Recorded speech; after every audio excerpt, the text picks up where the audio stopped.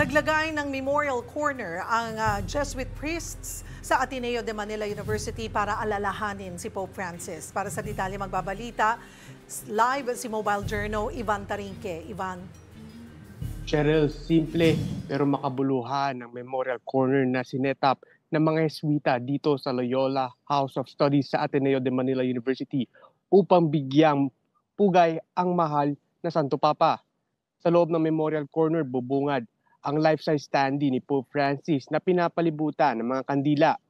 Simple lamang ang buong setup, walang magarang palamuti, walang malalaking banner o kumpanya, kundi isang tahimik at mapagkumbabang espasyo na nagpapaalala sa uri ng pamumunong ipinakita ni Pope Francis.